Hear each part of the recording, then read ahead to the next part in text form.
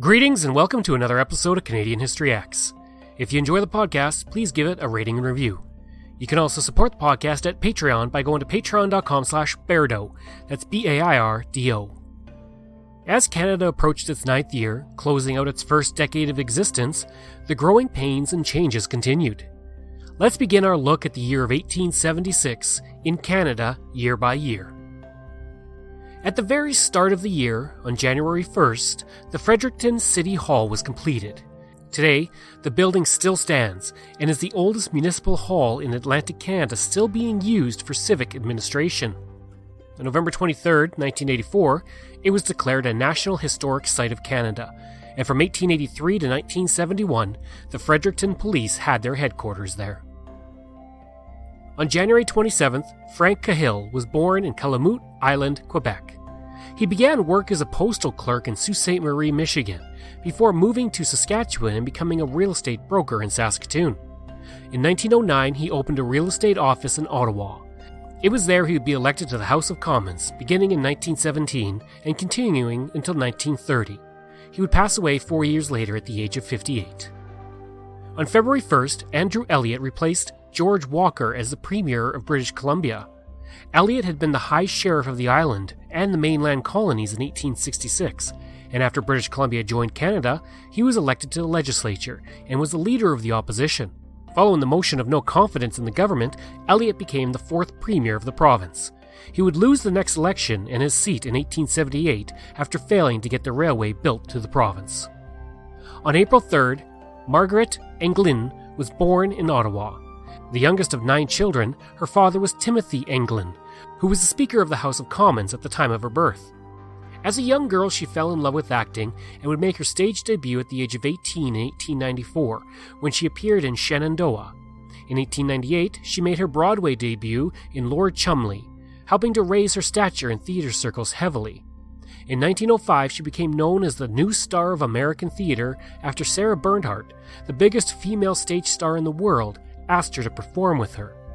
Anglin began to perform across the world at this point, focusing mostly on performing in Greek tragedy plays and Shakespearean dramas.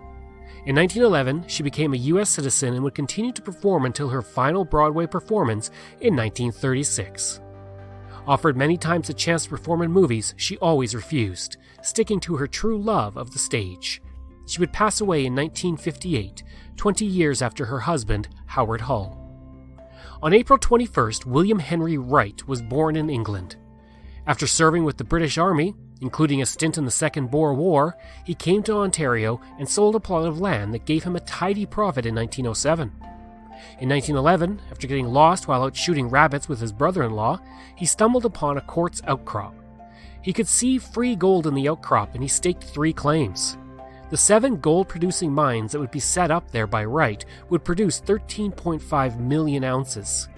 In 1916, he was a millionaire and approaching 40, but he signed up to serve as a private in the First World War, and he turned down promotions several times. In 1936, he bought the Globe and the Mail and Empire and merged them into the Globe and Mail, which is Canada's national newspaper today. Wright passed away in 1951. On July 1st, 9 years to the day after Canada became a country, the Intercolonial Railway that connects central Canada to the Maritimes was completed. In August, Sir Louis Henry Davies succeeded Lemuel Cambridge Owen as the Premier of Prince Edward Island. Davies had established a coalition government after the defeat of the Conservative government of Owen, serving as both Premier and Attorney General.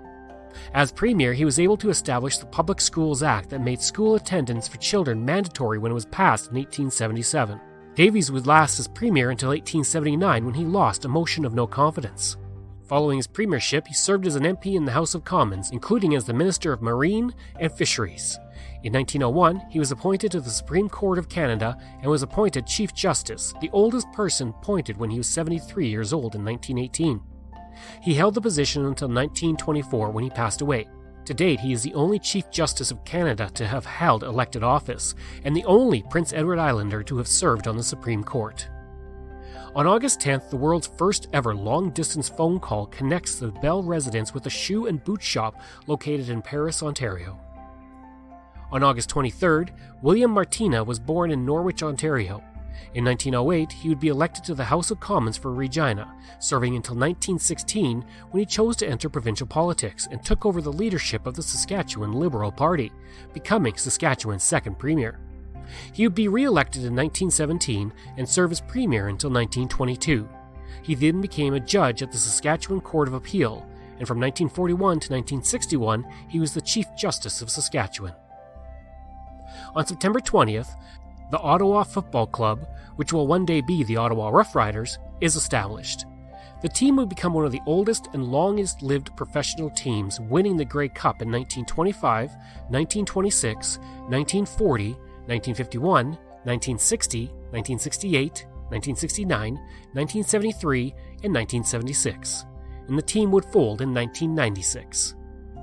On October 6th, Ernest Lapointe was born. He would work as a Crown prosecutor before entering politics, and he served in the Canadian Parliament beginning in 1904 and would continue to serve until 1941. He was appointed to the first cabinet of William Lyon Mackenzie King in 1921 and was known as a top advisor and the Quebec lieutenant to King, who consulted with him on legal affairs for issues related to French-speaking Canada. He would pass away in 1941 while in office. Also on October 6th, John Young would pass away at the age of 69. He had been born in 1807 in Bombay, India. He would go on to become the second Governor-General of Canada from 1869 to 1872. Within Canada, several streets and neighborhoods are named for him. On November 18th, Walter Allward was born in Toronto. A noted sculptor, respected for his mastery of the classical form and brilliant craftsmanship, he would create the Bell Telephone Memorial, which would gain him fame, and the task of creating the Canadian National Vimy Memorial in France, which is by far the most known of his works. Many of his works are in the National Gallery, and he has been described as Canada's most important monumental sculptor of the first third of the 20th century.